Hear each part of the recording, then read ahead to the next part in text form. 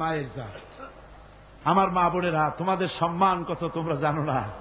আমরা পুরুষ, আমাদের পায়ের তলে জুতা, আর তোমরা আমাদের মায়ের জাত, তোমরা নারী, তোমাদের পায়ের তলে আল্লাহর জান্নাত, আল্লাহর ব্যস্ততা তোমাদের পায়ের তলে।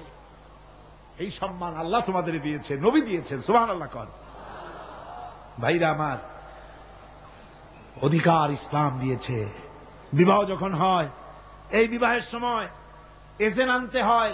আর বিবাহ হচ্ছে বিবাহ বৈঠক। এজেন্ট আনার জন্য ওই যে কি জানি কয়, ম্যারেজ রেজিস্ট্রার বা মৌলভী সাহেব, কার অনুমতি আগে নেয়?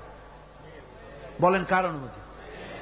তাহলে অধিকার ইসলাম পুরুষে দিল না মেয়ে লোকের দিল? আগে মেয়ে লোকের কাছে যাও, মেয়েটাকে জিজ্ঞেস করো সেই বিবাহে রাজি আছে কিনা। সুবহানাল্লাহ পড়ে, এই বিবাহে রাজি আছে কিনা জিজ্ঞেস করো, তার অধিকারই বেশি। এরপরে এই বিবাহে করার ব্যাপারে কত বৈষম্য। আজ বিবাহ করতে গেলে যৌতুকের প্রথা এসেছে। রাসূলুল্লাহ যৌতুক দিয়েছিলেন, ওটা যৌতুক না, ওটা উপহার, ওটা হাদিয়া। রাসূলুল্লাহ তোহফা দিয়েছিলেন হুজুরের জামাই। সুবহানাল্লাহ, কি জামাই! এক জামাই তো জিন্নুর আইন, যাকে ফেরেশতারা পর্যন্ত লজ্জা করত যারে দেখে, হযরত উসমান রাদিয়াল্লাহু তাআলা আনহু। আরেকজন হযরত আলী কাররামাল্লাহু ওয়াজহাহু। হযরত আলী, যার সম্পর্কে রাসূল পাক সাল্লাল্লাহু আলাইহি ওয়াসাল্লাম যাকে কত সম্মান দিয়েছেন, কত মর্যাদা দিয়েছেন, এই হলো হযরত আলী হুজুরের জামাই। আনা মাদিনাতুল ইলম ওয়া আলিয়ুম বাবুহা। আমি হলাম জ্ঞানের রাজ্য, আর আলী হলো সেই রাজ্যে প্রবেশের দরজা। সুবহানাল্লাহ। ভাইরা, এই হলো জামাই। আর মেয়ে খাতুনে জান্নাত, বিনতে রাসূল, বেহেশতের সমস্ত রমণীদের সরদারিনী মা ফাতিমাতুজ জাহরা রাদিয়াল্লাহু তাআলা আনহা। কি উপহার দিলেন বিয়েতে রাসূল! এই মেয়ে আর এই জামাই। উপহার হলো খেজুরের ছোবড়ার একটা তোশক, পানি উঠাবার জন্য একটা মশক, আর আটা পেশা একটা জাতা। এই হলো নবীর মেয়ে আর জামাইয়ের জন্য উপহার। আজ সমাজের ভেতরে যৌতুক সৃষ্টি হয়েছে। এই যৌতুক নিতেছে মুসলমানেরা। কন্যা পক্ষের কাছ থেকে দাবি করে যৌতুক আদায় করা হচ্ছে। ঠিক কিনা কর? যৌতুক দিতে হবে, যৌতুক দিতে হবে। কি দিবা? পাজেরো জিপ, লেটেস্ট মডেল, 10 লক্ষ টাকার ক্যাশ, গুলশানে অফিস, মঙ্গল গ্রহে বাড়ি। মানে মেয়ে জন্ম দিয়া বাপ এমন বিপদে পড়েছে যেন তওবা করা দরকার, আল্লাহ আমারে মাইয়া দিও না। ঠিক কিনা কর? সমাজের অভিশাপ, হারাম। আপনি মেয়ে বিয়ে দেওয়ার সময়, ছেলে বিয়ে দেওয়ার সময় কন্যা পক্ষের কাছ থেকে ডিমান্ড করতে পারবেন না। যদি বর কন্যা পক্ষ ইচ্ছে করে কিছু দেয়, দেওয়া সুন্নত, নেওয়া সুন্নত, কিন্তু দাবি করতে পারবেন না। দাবি করে যদি নেন, শুকরের মাংস খাওয়া কি? বলেন না কি? কুত্তার পায়খানা খাওয়া কি? আর যারা জবাব দিলেন না তাদের জন্য কি মোবা? কুত্তার পায়খানা খাওয়া কি? সুতরাং মেয়ে বিয়ে, ছেলে বিয়ে দেওয়ার সময় কন্যা পক্ষের কাছ থেকে যৌতুক আদায়ের নামে দাবি করে কোনো কিছু শুয়ারের মাংসের মতো, কুত্তার পায়খানার মতো এসব জিনিস আপনারা কি দাবি করে আদায় করবেন? আমি আজকে দেখতে চাই যে সব পিতারা মাহফিলে এসেছেন, ছেলের বিয়ে আজও দেন নাই, সেই সব পিতারা কোরআনের মাহফিলে হাত তুলে শপথ করেন কুত্তার পায়খানা খাবেন না, শুয়ারের মাংস খাবেন না। হাত উঁচু করেন। ওই ছেলেরা, তুমি বাপ হয়েছো কবে? হাত নামাও। ছেলেরা না, শুধু পিতারা, ছেলের বাপেরা হাত উঁচু করো, আমি দেখবো।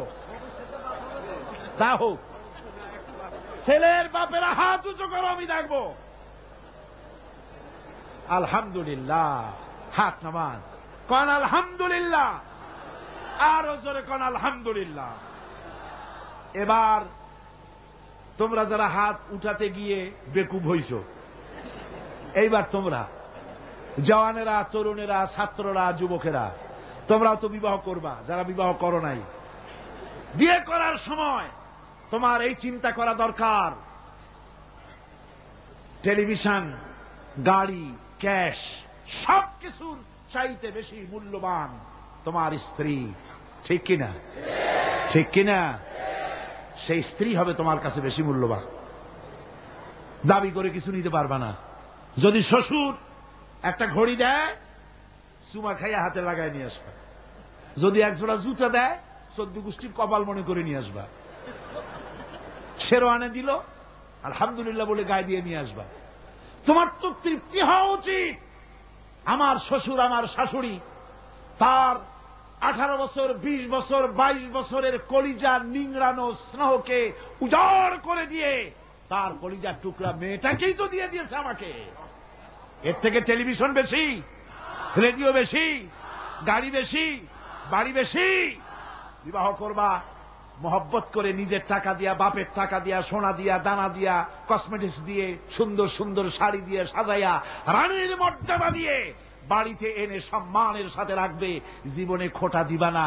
বলি বড় দুঃখে, এই জন্য বলি আমার দেশে একটা যৌতুকের ঘড়ির জন্য, একটা যৌতুকের রেডিওর জন্য, 100 টাকার জন্য আমার দেশে স্বামীরা স্ত্রীকে গলা টিপে হত্যা করেছে। এরা মানুষ না জানোয়ার। সুতরাং যুবকেরা, বীর চট্টলার, বীর মুজাহিদ, তরুণ যুবক, তোমরা যারা বিয়ে করনি, ওয়াদা করো যৌতুক ছাড়াই বিবাহ করবে। কারা হাত উঁচু করে দেখাও।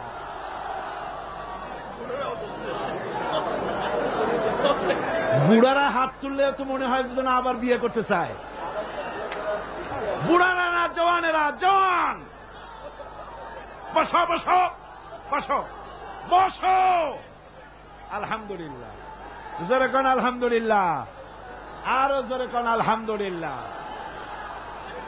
আমি তো দাঁড়াইতে বলি নাই, আমি তো দাঁড়াতে বলি নাই। ভাইরা দাঁড়ালেন কেন? বলছি দোয়া কবুলের রাত, দোয়া করিয়া যান। বসেন, কেউ দাঁড়িয়ে থাকেন না, সবাই বসেন। আর জোরে সরে একটুখানি দরুদ শরীফ পড়েন। সালাতুনিয়া রাসূলুল্লাহ আলাইকুম, সালামুনিয়া হাবিবাল্লাহ আলাইকুম।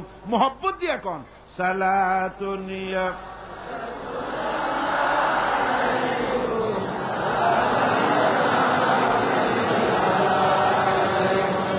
সালাতুনিয়া রাসূলুল্লাহ, সালামুনিয়া হাবিবাল্লাহ আলাইকুম। ভাইরা আমার, আমি খুব খুশি হয়েছি, আল্লাহ খুশি হয়েছে। কল আলহামদুলিল্লাহ। আজকের মাহফিল সার্থক। আপনারা বিশ্বাস করেন, আগামী জাতীয় নির্বাচনে যে পার্লামেন্ট তৈরি হবে, সেই পার্লামেন্ট যদি কোরআনের পার্লামেন্ট হয়, তাহলে যৌতুক বিরোধী বিল পাশ করে যৌতুক প্রথার উপরে ঝাঁটা বেড়ে বঙ্গোপসাগরে আমরা নিক্ষেপ করব ইনশাআল্লাহ।